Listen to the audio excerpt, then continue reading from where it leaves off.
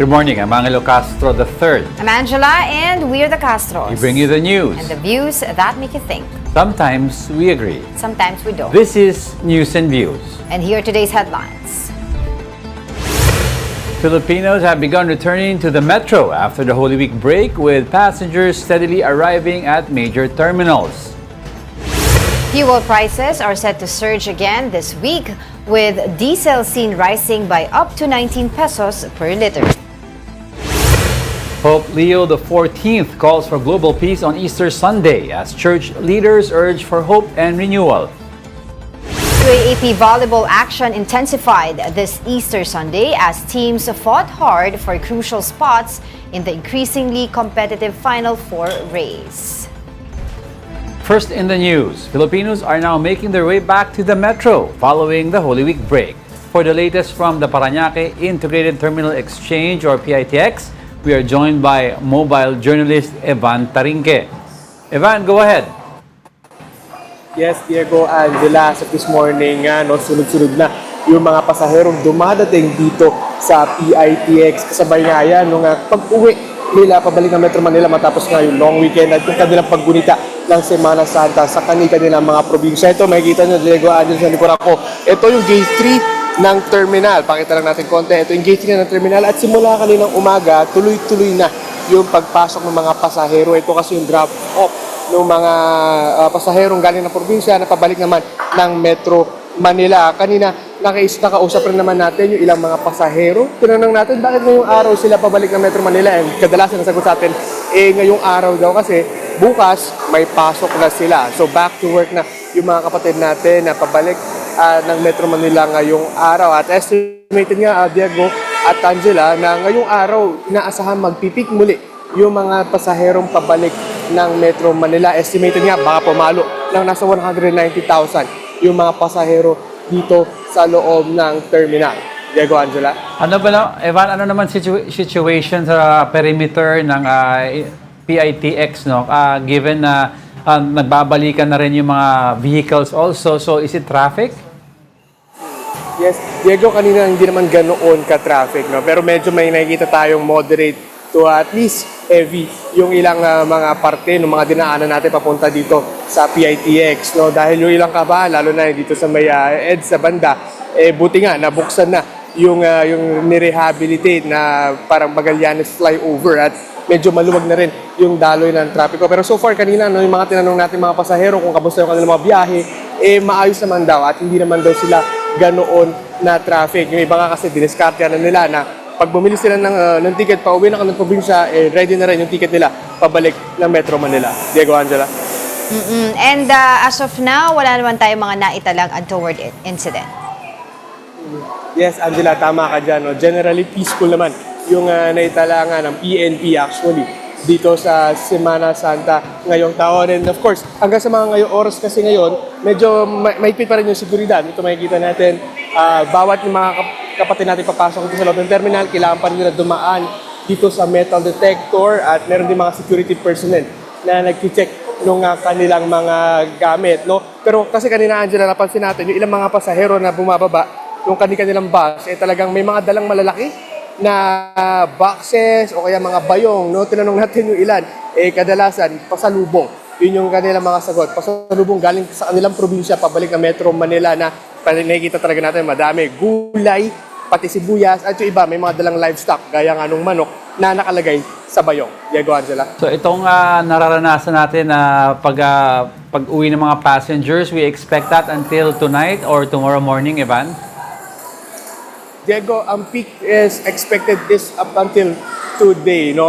Actually, papalo ang araw yan. Nasa 190,000 na volume ng pasahero dito sa terminal. No? Kahit yung iba, karamihan, pinili na netong weekend umuwi sa pabalik ng Metro Manila. So medyo nabawasan niya ng konti at expected nga na up until today, hanggang mamayang hapon, mas marami yung mga pasahero pabalik. Pero in terms of kahit na marami pabalik ngayong araw, hindi naman ganoon ka-crowded yung loob ng terminal dahil mabilis lang din yung siste. Pagpasok nila ng terminal, diretso sila sa exit. So walang nagkaroon ng congestion sa loob ng terminal. Diego, Angela.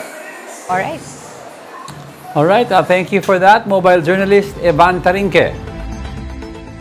Let's now check the situation at bus terminals in Cubao with our mobile journalist Ray Vicente. Ray, kumusta dyan? Angela Diego, balik Metro Manila naman ang ating kapatid na nagsuuwian sa kanilang probinsya sa nagdaang Semana Santa at hindi matayo sa isa sa mga bus terminals dito sa Cubao kung saan actually ngayon pang madaling araw nagdadagsaan na yung mga tao magsusuwian nga sa Metro Manila. May usually raw ay galing sa Zambales, Olongapo at Pangasinan sa biyaheng Panote habang dito sa kabilang terminal ay mga galing Camarines Sur at Camarines Norte na pabikol yung mga usually na dumadating. At meron din nakatikbang talaga kanila Diego actually kahapon kagabi hanggang makaninang madaling araw dahil yung ilan nga sa mga kapatid na nakausap natin, talagang pinili na bumiyahe kahapon para syempre mag-ready na sa unang araw nga ng pasok, ngayong araw matapos na yung habang bakasyon ng Semana Santa. Pero actually kasi, simula last week nandito tayo, may mga nakausap tayo na actually pinili nila na bumiyahe ng is para nga daw talaga hindi sumabay sa dami ng tao at kaya naman sabi ng pamunuan dito sa bus terminal, inakasahan pa rin nila na mas madami pa yung tao mamayang hapon hanggang bukas lalo talaga ng umaga. Lalo kung nakausap natin last week, yung mga kapatid natin, talagang pipiliin pa rin na mag-commute, mag-bus, lalo katipid daw sa pamasahe, Angela Jenko. Well, so far, tulad ng tanong ko kanina kay Evan sa PITX, dyan ba sa Cubao Bus Terminal, ano yung pinaka-assessment pagdating sa security? Well, Angela, parang sa security kanina, meron tayong mga videos na talagang isa chine-check yung mga bulsa ng bag ng mga security personnel dito. Pero maliban kasi sa security personnel, meron din mga nakadeploy na mga QCPD dito sa labas mismo ng Cubao Bus Terminals. And actually, maliban nga dun sa security personnel pati sa police, dito mismo sa pagpasok mismo ng mga bus, chine-check din ng mga konduktor yung mga bags, lalo na kapag ilalagay pa lang yung mga bags sa mga compartment nila. So far ba, Ray, kamusta naman ang mga trip pa uwi? May mga delays ba? Well, Diego, so far, mabuti naman wala naman daw mga delays at well, mga canceled na biyahe, no, both south pati norte. Pero ang mga narinig po ng mga hinaing ng ating mga biyahero, mga pasahero, talaga yung mula dun sa terminal na kung saan sila nanggaling sa kanilang probinsya, mahaba raw talaga yung mga pila. So talaga ang mahabang pasensya kinakailangan lalo mainit ng panahon ngayon, Diego. Situation around the terminals, kamusta na? Is it traffic na?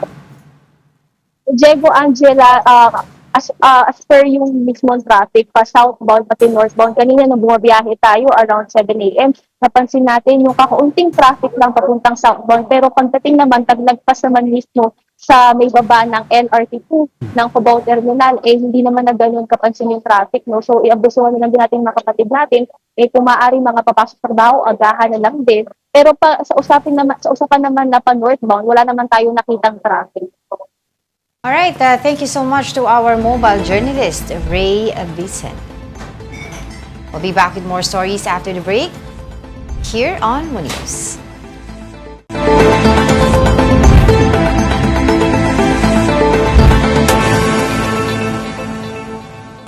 Good morning, you're still watching News and Views here on One News. Another round of fuel price hikes is expected this week. Diesel is projected to increase by 17 to 19 pesos per liter and gasoline by 3 to 5 pesos per liter. The Energy Department says even with safe passage through the Strait of Hormuz, Filipinos should not expect immediate relief at the pump. Secretary Sharon Garin clarified this does not address long-term supply issues and will not quickly bring down prices. She explained much of the world's crude oil still passes through Hormuz, making global supply vulnerable to disruptions from the ongoing Middle East conflict. With oil prices continuing to climb and global tensions driving market uncertainty, what does this mean for inflation, consumers, and the broader Philippine economy? We're joined now by Michael Ricafort, Chief Economist at RCBC. Good morning once again, and thank you for joining us. Hi, good morning, Angela, Diego, and to your viewers. Nice to be back. Happy Yeah. Easter, everyone. Happy Easter to you too. But how much of the current inflation pressure is being driven by oil prices? We have seen that in recent years and cycles, like 4 years ago. during the start of the Russia-Ukraine war, February 2022, when actually world oil prices now, they have the NYMEX crude oil is around 111 to $112 per barrel. It's a bit higher compared to back then. Well, we can see that clearly. Diesel is now much higher compared to 4 years ago. But gasoline is kind of similar, but similar to to slightly higher already. So we have to, so now the question is, would the effects of higher fuel prices be passed on to the prices of other goods and services? That's why the government has been coming up with these various non-monetary measures to mitigate the inflationary effects, such as they've given subsidies to the public utility vehicle drivers because they're the hardest hit for of this the sharp increase in diesel, most especially that it would lower their take-home pays. That's why with the distribution of for the past 1 to 2 weeks, the ayuda, the 5,000. Of course, it's it's really designed to be temporary until the dust settles in the world market. Eventually, if there would be demand destruction, because now Trump has been extending the deadline. It should have been today, April 6th. But now he's saying 2 to 3 weeks. So it's like prolonging the agony. Suddenly he is threatening again Iran for a bigger damage on their electricity infrastructure. So, Right. and if should there be retaliation, that's the risk. Either of two things. They're too unpredictable. Both parties actually too uncertain because it could either lead to escalation of the war, wherein it could compromise, it could hit other energy infrastructure in the Middle East, so that could exacerbate the now the supply because of the lack of passage to the Strait of Hormuz. Now, if there would be damaged energy infrastructure facilities in the region, so that could add to the supply, the supply constraints.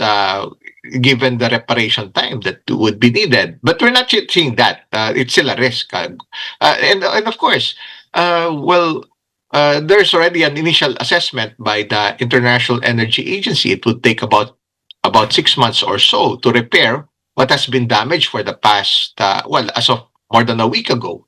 Right. We have seen attacks on some natural gas facilities in the Middle East. So, yeah, that's why it's very important now that, hopefully they would eventually agree and de-escalate the situation and not and not the other way around, not escalate the conflict. Because but now the markets are really pricing in more. Well, the 111 to 112 dollar, that's the highest in nearly 4 years since June of 2022. Right. Meaning to say, there could still be further hikes in local fuel prices in the Right. coming days and weeks. But Michael, I want to know your take on this because a lot of economists are actually arguing, no, or debating or discussing about the situation here in our country. What they're saying that what is the most beneficial the government should do, right? They're saying na dapat daw yung fuel excise taxes should not be implemented. Some economists are saying that because it is not beneficial to all. It would only benefit rich and business owners, and it's not inclusive to all. What is your take on that? Yeah, true. Actually, there's already a law that would allow it. No, with more than 30 days, that's global crude oil prices above $80. So there's already that mechanism. So we'll Right. see if that would be implemented already within this month soon, because that would mean the estimates range around that would be a reduction in diesel prices by about 6 pesos and a reduction in gasoline prices by 10 pesos. But at least it would help. But we all know how much the weekly increases have been in Yeah. recent weeks since the war started. So that would still help. But of course, they have to do a delicate balancing act because, that's provided for by the law. They have to, they could follow that, and given the emergency powers given, and Yeah, well, on further steps such as say some well, this is designed to be temporary also, just like the subsidies, because on the hopes that Yeah. if things settle down, eventually the dust settles, there's demand destruction if oil becomes too expensive. Because in recent years, for the past 20 or so years, it's hard for oil to really sustain above 100.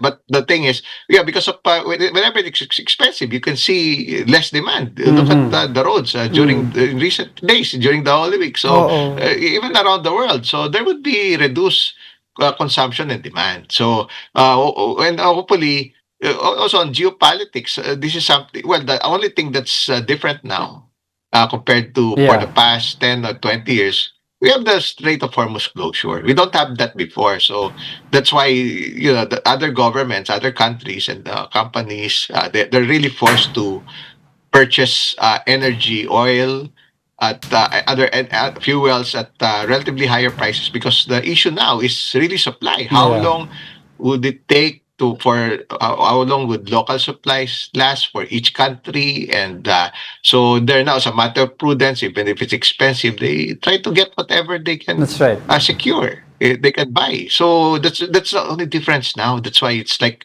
sustaining above 100 for quite some time. Unlike before, it was just rapid That's and right. That's go right. down right away. But yeah, that's why. So we have to consider all of those, no? So yeah, it's kind of complicated. The variables are kind of different now because of well, the nature of the war. Well, the parties involved and the nature of the supply. Well, the need to secure supplies. Even sometimes, that's a reality. Even if it's open already, the Strait of Hormuz, the Philippine-bound vessels for tankers are already allowed, so they would still be based on world oil prices since it's still elevated. So that will be the reality. But at least it's already battle half won in the sense that we already have supplies, but we just have to pay for it at a relatively hefty price compared to recent years. With all that is mentioned also na about, of course, yung Philippine vessels being allowed to go through the Strait of Hormuz, ano ang magiging forecast, Michael, sa tingin mo sa ating growth no, for this year? And of course, the big question is sa pockets ng mga regular folk natin, di ba? What would they feel? Would things improve given the deal that we have with Iran, or will it get worse because President Trump has given an ultimatum? Yung latter yung okay na sana yung former kasi meron na tayong additional supply. At Yeah. least medyo na ano na tayo, no? May sigh of relief na doon, no? Makakuha na tayo ng supply kasi the country is very much dependent on imported fuel and petroleum, no? So pero syempre at world prices na mataas because yun nga yung ultimate renewed threats and ultimatum ni Trump na yun, that's keeping prices higher. So dapat ngayon na yun, April 6, so in-extend niya pang 2 to 3 weeks. So ibig sabihin, he's not getting yung outcome na gusto niya, no? Na buksan yung Strait of Hormuz. So parang nag-warning siya ulit. Sige, extend yung deadline, 2 to 3 weeks. So hopefully naman, they'll come to their senses and agree on a more constructive manner towards the escalation. Total, they have been saying na-achieve na naman yung both the US and Israel, na-achieve na yung objective sila in the war on Iran. So yun na lang talaga yung kulang. Na hindi na lang nabubuksan yung Strait of Hormuz and they could already, di ba, exit muna or di ba, ceasefire muna. So, yun kaya pero syempre that's the art of negotiations nagtatakutan muna kaya tuloy nagkakaganyan yung world oil price kasi minsan ang problema diyan miscalculation kung tinutuok kasi ni Trump yung threat niya escalate papunta sa risk of escalation magagantihan na naman tamaan na naman yung ibang Middle Eastern country pati mga energy infrastructure so baka lalong mapoprolong it would kinda add maybe months if not years para ma-normalize yung mga production, supply, shipment of oil and other energy products to the rest of the world, no? Kaya ayun na lang talaga yung palaisipan no. Syempre Yeah. yung mga kababayan natin for the meantime, ang mas hindi natin talaga alam eksakto kailan matatapos itong gera na to, pero ang mas sigurado tataas yung presyo ng yan, yung langis at nagbabadya rin tumaas yung ibang presyo ng bilihin. Kaya ramdam na ramdam yan ng mga kababayan natin, no? Right. Ito Holy Week, lalo na, they have to save on many other things, no? Baka nga iba, hindi na nagbiyahe and they will have to, kasi bababa yung disposable income sila.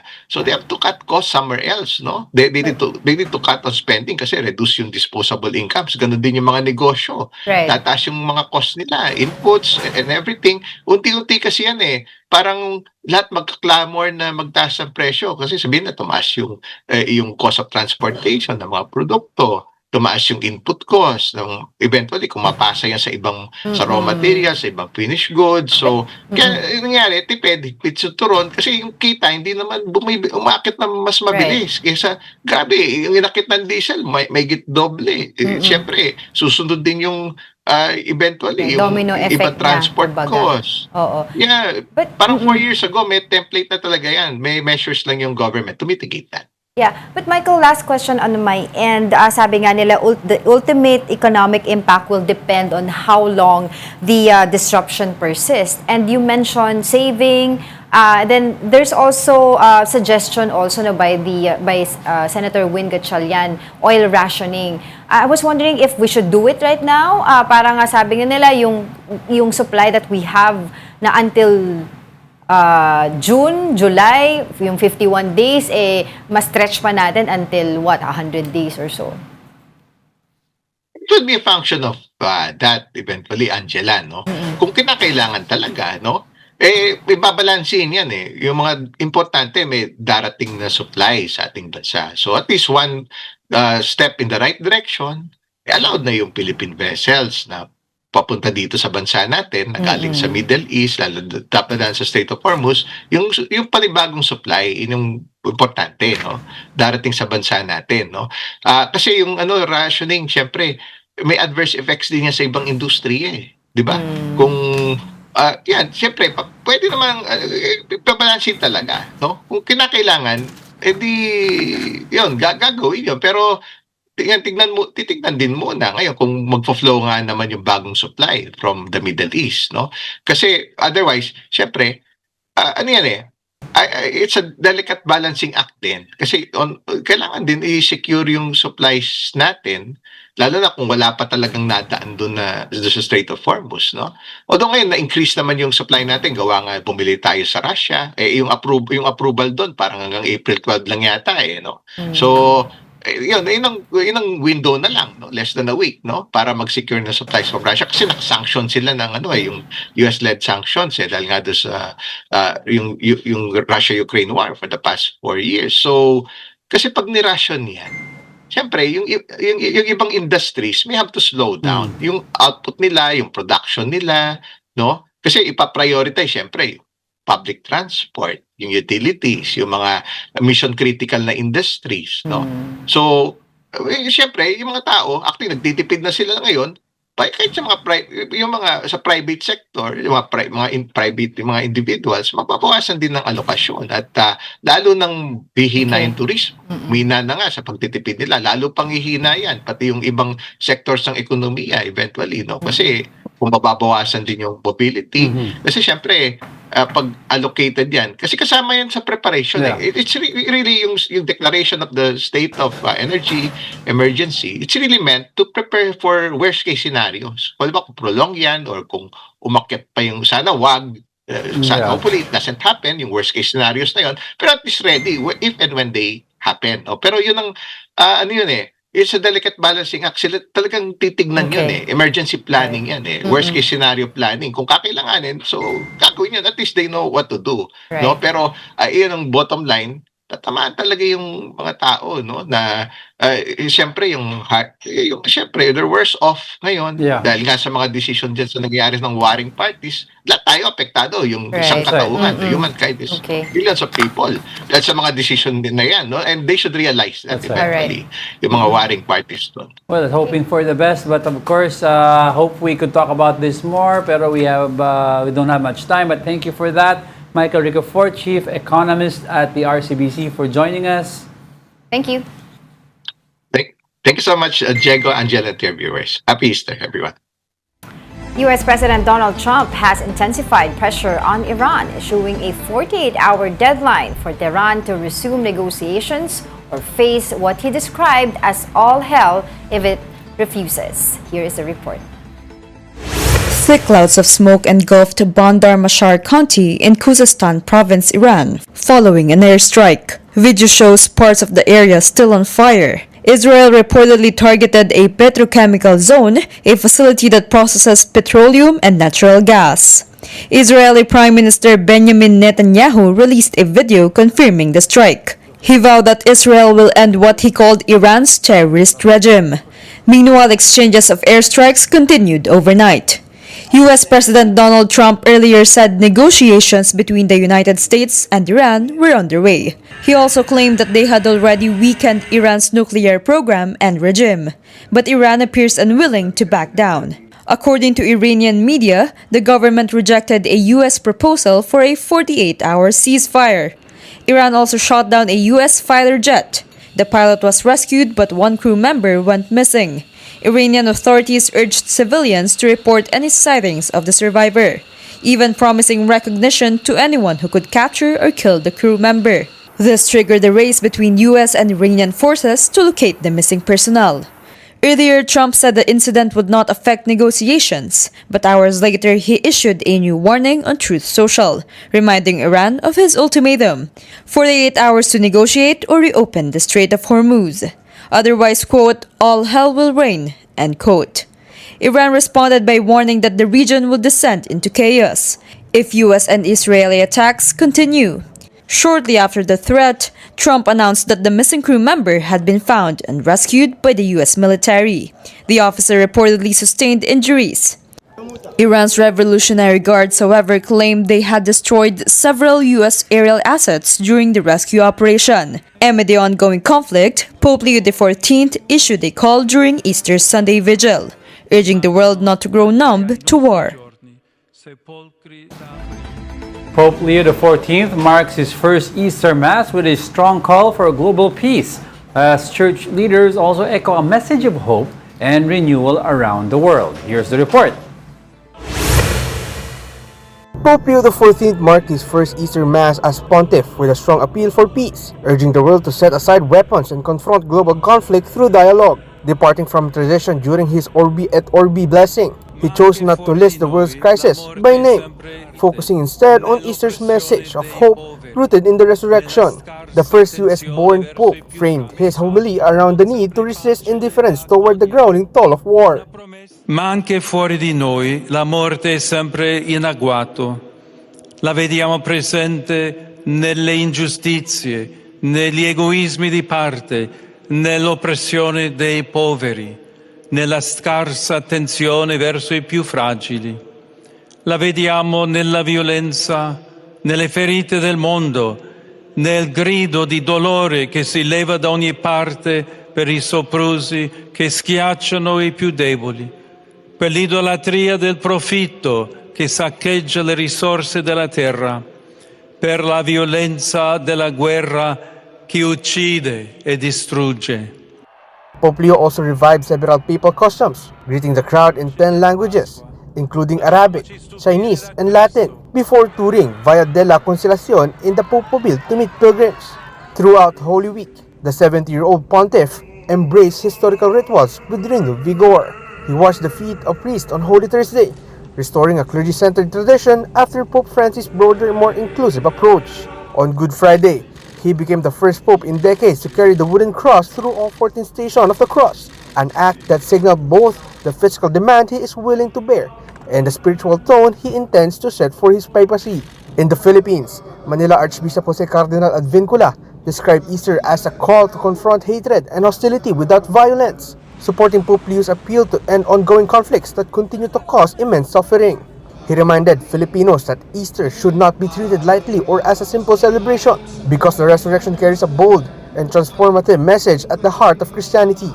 Through observance of Easter, he said, means embracing renewal, deepening faith, standing against injustice, and remaining spiritually alert. Meanwhile, the Philippine National Police reported that the Holy Week observances nationwide were generally peaceful and orderly.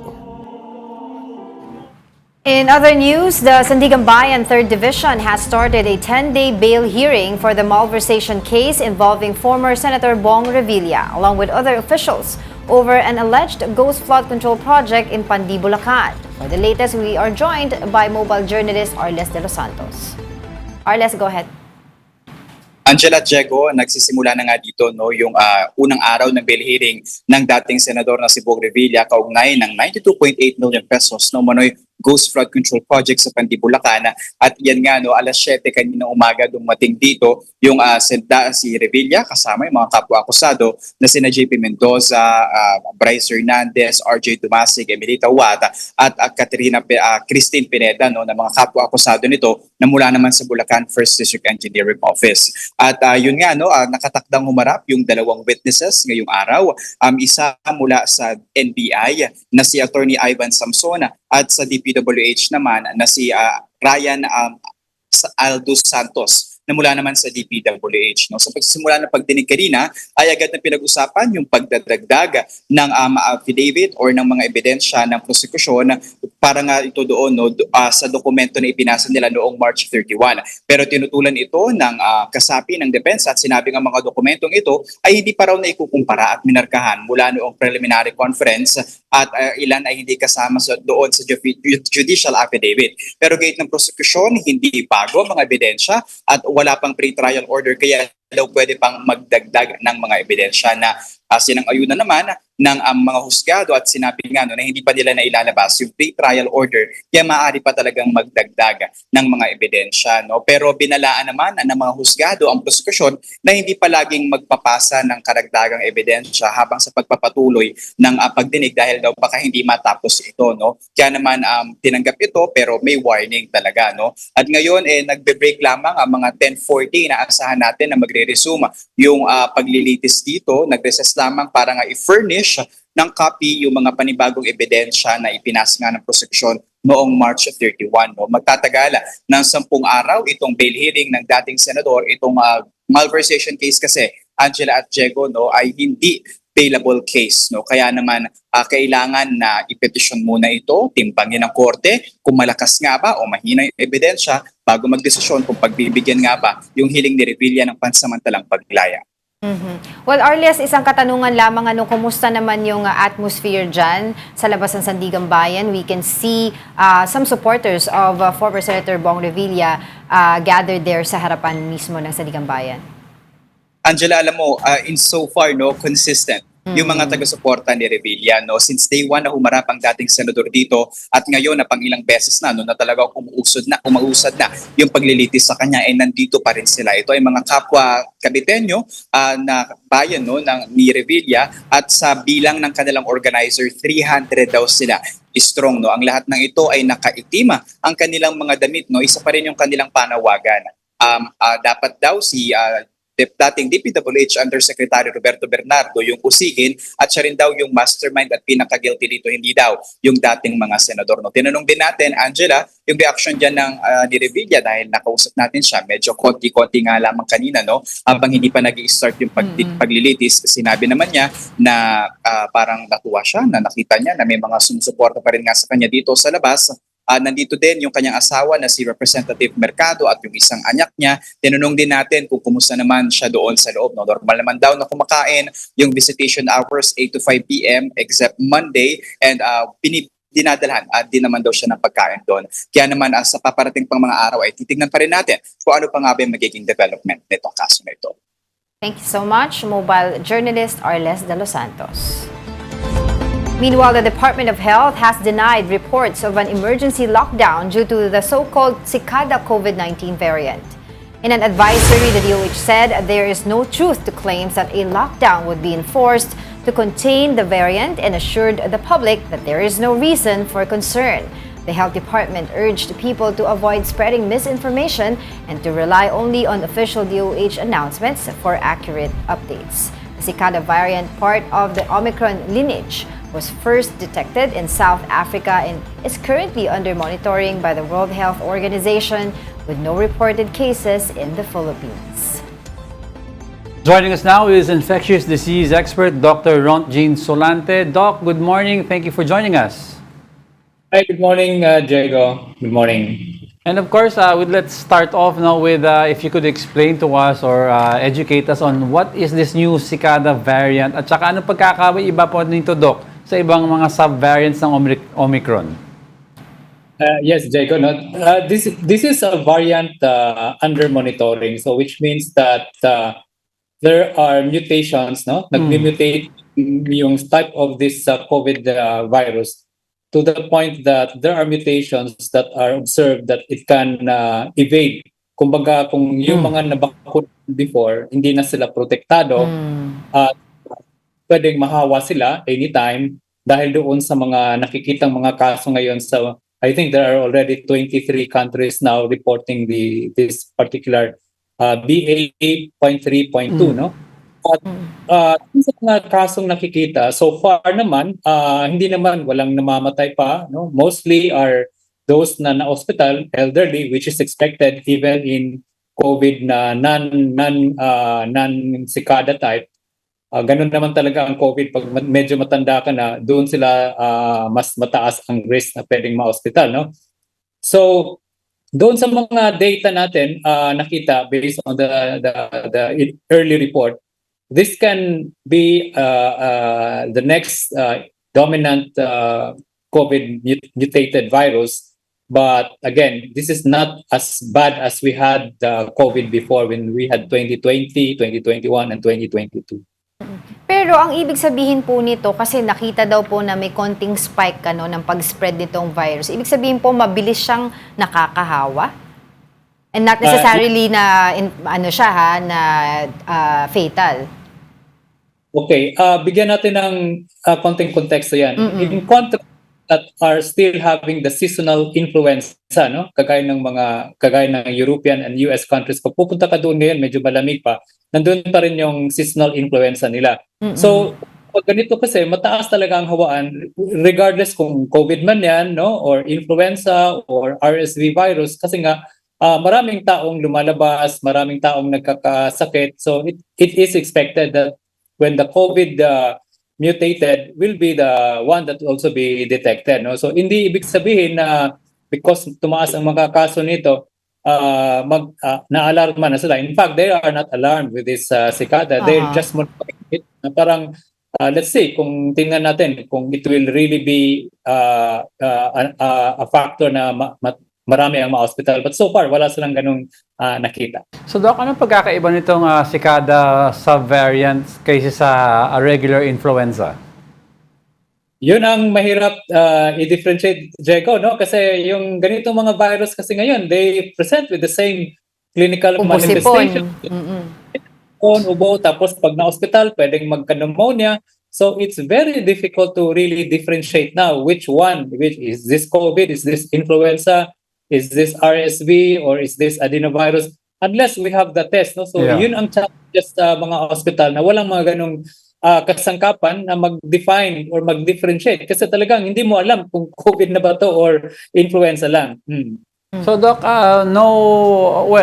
should we be concerned with this variant given there's still little we know about it? I don't think we should be concerned, no? Because as of now, even if you have this subvariant, there are still good drugs that can really treat COVID now, no? Yung mga Paxlovid, mga Remdesivir, which is also available. And we've been doing that for several years now, even after the COVID pandemic. Nakakita pa tayo ng mga mangilan-ngilang kaso ng mga COVID, and they responded well with the treatment. And to further explain it, Doc, bakit po nagkakaroon ng mutation ang isang COVID, ang isang virus? Yes, that's a very important question, no? Because ang pananaw kasi natin dito, COVID will definitely be here for longer period of time, parang influenza na lang yan, no? And because of the ability of the virus to change in terms of it will adapt to the person that mahawa siya, na-adapt na niya yung environment, no? So it changes it mutate to survive in the environment in people who are infected. Kaya tuloy-tuloy talaga yan na hindi mawawala sa kapaligiran natin ang COVID because of that ability to mutate in order to survive. Okay. And then, of course, syempre, sabi nga natin, sabi mo rin, Doc, kanina, wag naman mag-worry. Ang Department of Health naman natin is ready whatever happens.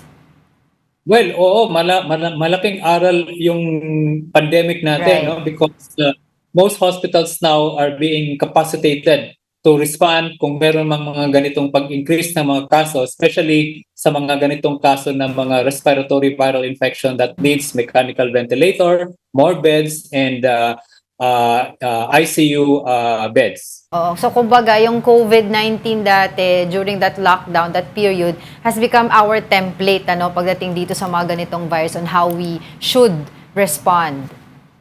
Yes, correct. And I think siguro dagdagan ko na lang na yung mga nakinig ngayon, no, we should not panic, no. Ang importante pa rin, if you are in the vulnerable population, pag meron ka mga ganong sintomas, ubo, lagnat, at medyo nahirapan ka ng huminga, magpunta ka agad sa doktor or sa hospital kasi mataas pa rin ang gumagaling ka pag early ang intervention kumpara dong yung hirap na hirap ka na. So, Doc, kumbaga, if you have a cough, cold, fever, and manageable, just go through the motions of how you would treat a regular flu, that would be sufficient as of now. Yes, for now, that is sufficient. Pero pag halimbawa, Diego, ang pasyente natin, 60 to 65 years old, an ordinary cough and cold may not be ordinary, may not be simple cough or cold. Ang advice ko, punta pa rin sa mga doktor at kailangan magpabakuna na tayo, no? Darating na yung bagong formulation ng influenza vaccine by April and May. So Okay. sila yung priority na makakuha kagad para hindi sila makakuha ng influenza or flu.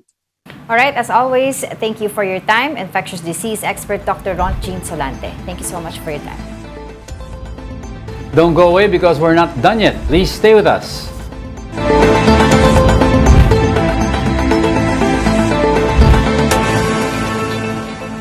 Welcome back. You're still watching News and Views here on One News.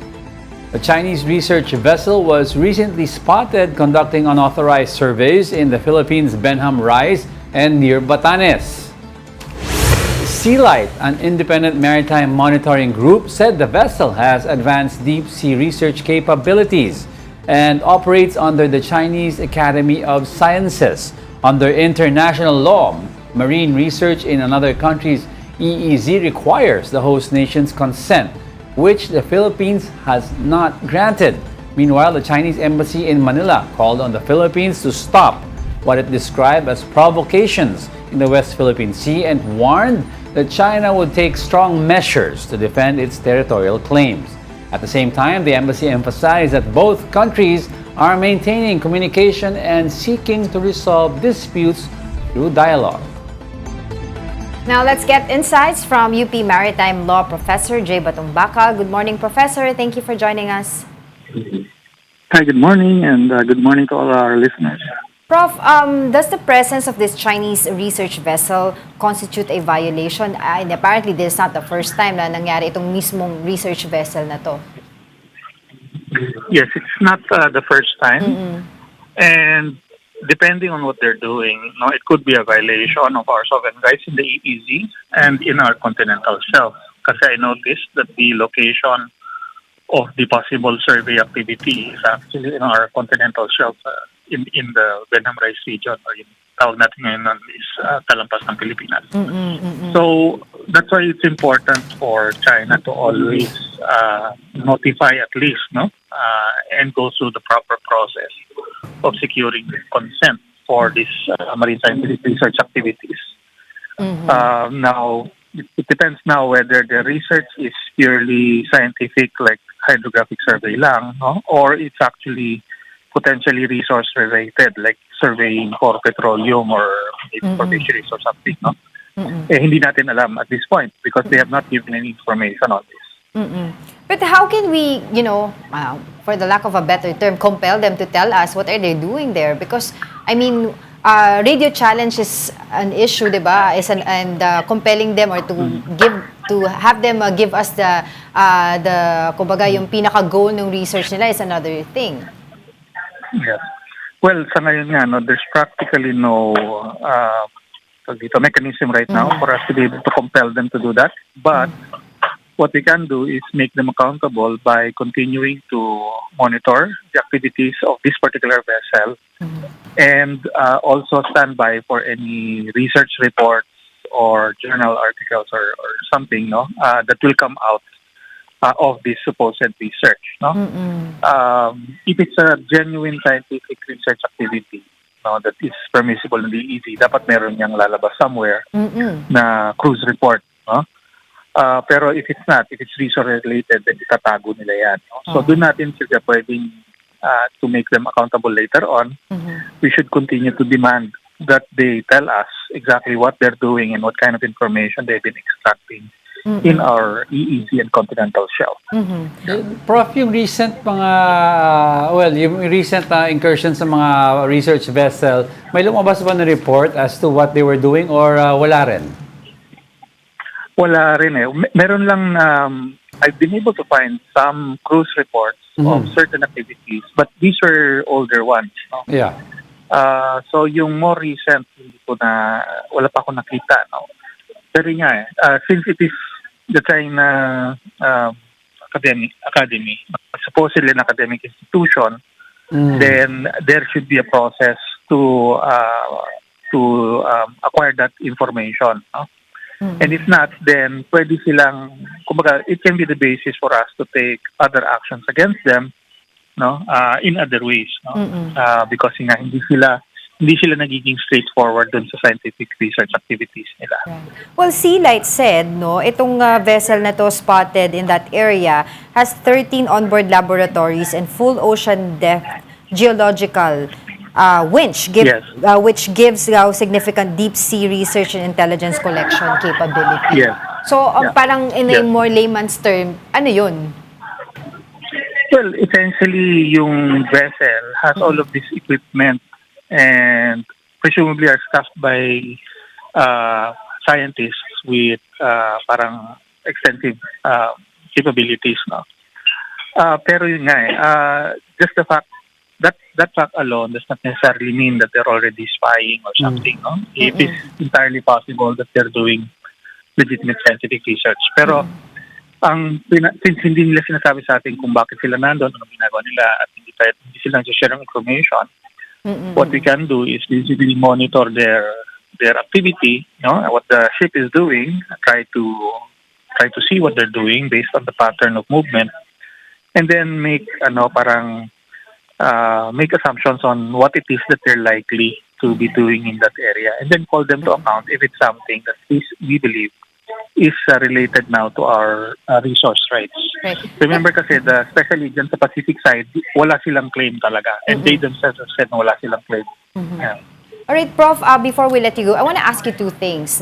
Una po, yung recent na executive order na ginawa ni Pangulong Bongbong Marcos, ito yung EO 111, naming yung 131 features sa Kalayaan Island Group. Of course, yung China ay go-oppose dito sa ginawain na ito. And then this time around, itong pinag-uusapan natin na Chinese vessel na hindi natin alam kung ano yung mga capability or research capability na ginagawa nila. In light of this, na kumbaga parang meron tayong usapin din na may possibility of joint oil exploration with China. So, paano natin malaman, 'di ba, yung kumbaga what position do we have right now with all of these things are happening all at the same time? Well, yeah, that's a very difficult question naman, Pero I think it's very clear naman that despite parang opening the possibility of discussion of joint development, hindi pa rin nagbabago yung position ng Philippines on the ground especially, and the issuance of the EO is also indication na hindi pa naman ganun ka-radical yung change. So for me, itong discussion on joint development, parang lang yan, parang exploratory lang yan, parang pakiramdaman ba? Kung may possibility ba na magkaroon ng usapan. Because if you'll notice as well, yung the announcements after the reported meeting, bali wala namang napag-usapan, wala namang napagkasaduan. So that's why I think it's really more probing the other side whether there will be any possibility of actually moving forward on those discussions. And I think on the table also, the question on the table should also be asked na dapat ba na explore natin yung idea na yun? Yeah. Well, yun nga, mukhang nagbigay ng signal nga na, sige, let's see. No? And I would attribute that more to the fact na we're now in a crisis situation. And in a crisis situation, you really need to open and investigate all possible options, even the ones that before may not have been so palatable. Ganun talaga eh. No? Yeah. Pero Alright. sa akin, parang kalma lang muna, don't panic. All right. Right. Thank you for your time, UP Maritime Law Professor Jay Batumbakal, for joining us on the show. Now in sports, UAAP volleyball heats up on Easter Sunday as teams battle for crucial positioning in the tightening Final Four race. Mobile journalist Denise Valdesancho has the report. UAAP volleyball intensifies in Eastern Sunday action at the UST Quadricentennial Pavilion as the Final Four race continues to tighten. In the women's division, the NU Lady Bulldogs remain firm at number 2 after a straight sets win over the Adamson Lady Falcons 25-20, 25-21, 25-21. Camila Lamina ran the offense with 20 excellent sets and added 3 points, as NU secured its second straight win to improve to 8-3. This game is very important for us because syempre, naging crucial na yung mga matches and magandang way to pave yung mga next few games pa natin. So we're just happy and we just have to continue training and preparing for our games. Peace. Meanwhile, the UST Golden Tigresses moved up to solo third after a dominant sweep of the UE Lady Warriors. 21-25, 24-26, 20-25.